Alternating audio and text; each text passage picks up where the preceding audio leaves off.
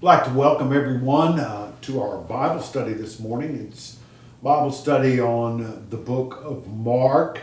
The texts come from the Adult Bible Study, which will come out in 2020, beginning with Lent. It's the spring quarter. There are many adult classes across the Methodist Church that use this material. So last Tuesday we were together and we talked about chapter 9 verses 38 through 41, excuse me. So today I would like to begin with verse 42 and go through 50. Now, one of the things to remember about Mark's gospel is that Mark talks in metaphor quite a bit. It's a hyperbolic way to draw attention to the seriousness of the decisions about which Mark's Jesus talks to his disciples and to the crowds. And so he continues his speech, which he'd been talking about giving a cup of water to someone. Now he says, "As for whoever causes these little ones who believe in me to trip and fall into sin, it would be better for them to have a huge stone hung around their necks and be thrown into the lake."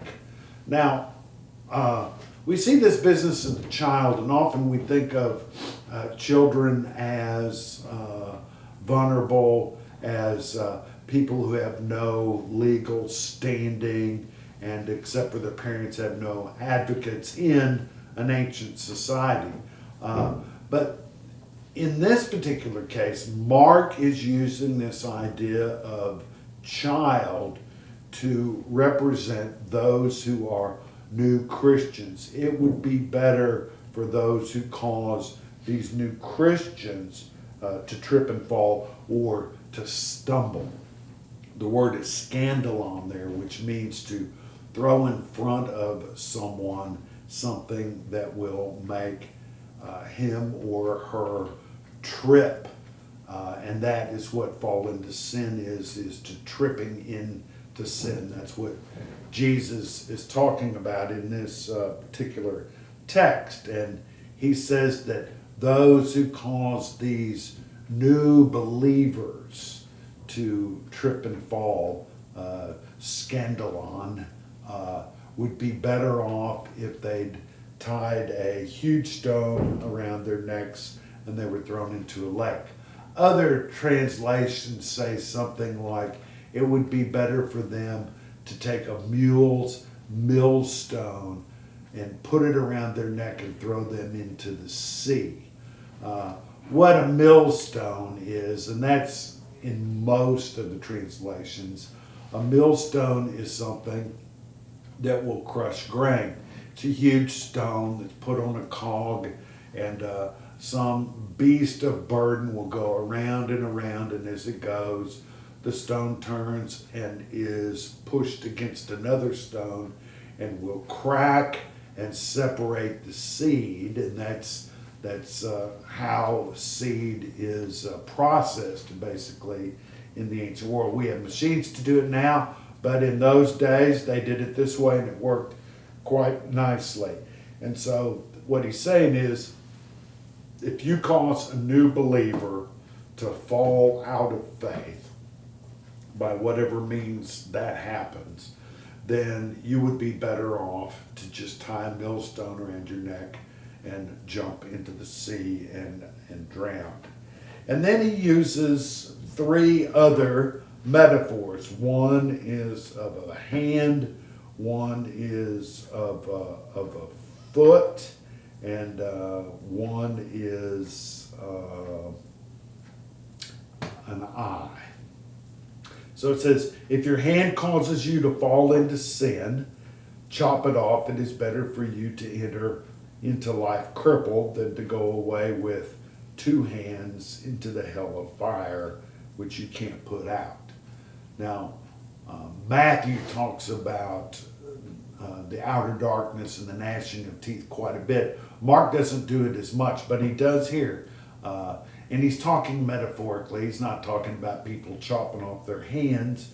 He's just saying, if you miss the opportunity to enter the kingdom of God, then you would be better off to do such and such. Chop off your hand. And then it says, if your foot causes you to fall into sin, chop it off. It is better for you to enter life lame than to be thrown into hell with 2 feet.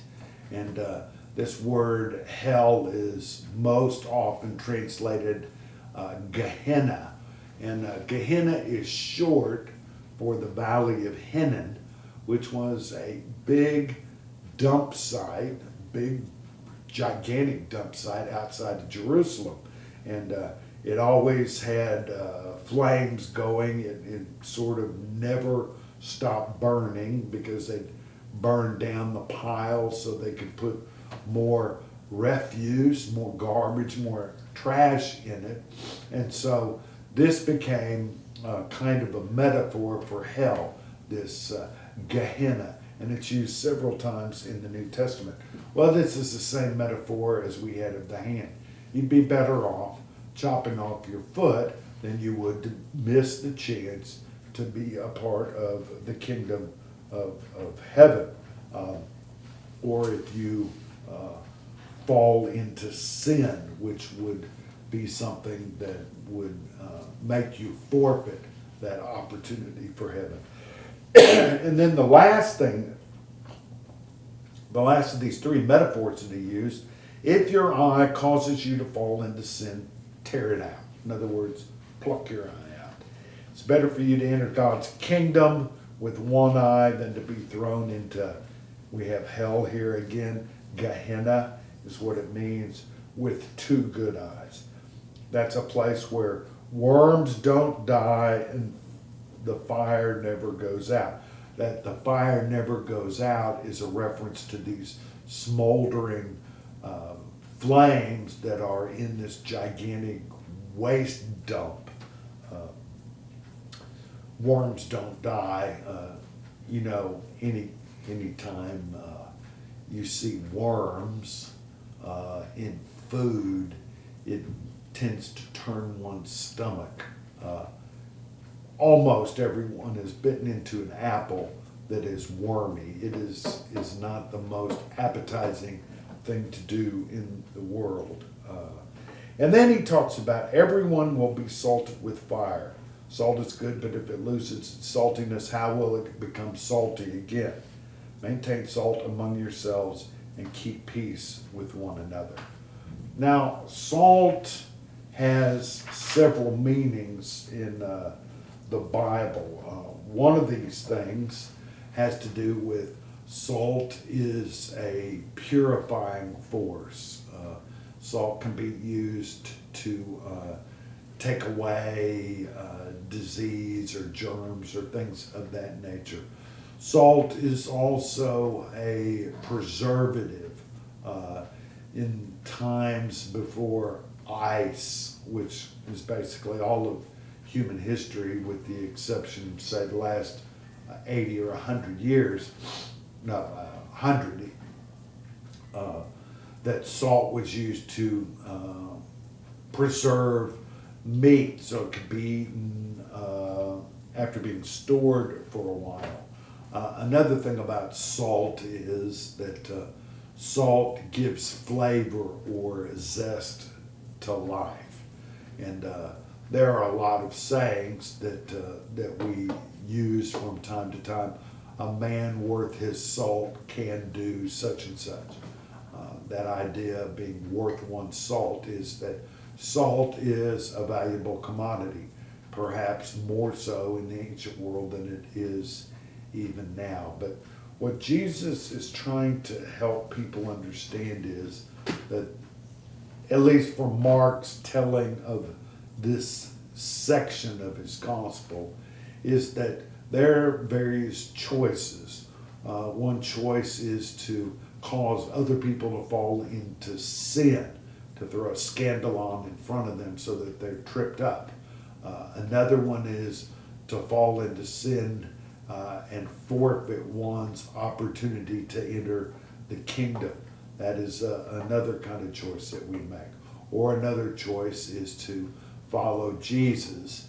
And if one does that, then one's life will be salted, one's life will be preserved, will be cleansed, and will be full of seasoned flavor to be lived to its fullest.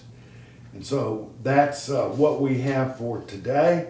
I would like to tell you, if you're interested in looking ahead, that our text for next week will be Mark 10:35 through 43. And so I thank you for being with us today, and I will see you next week.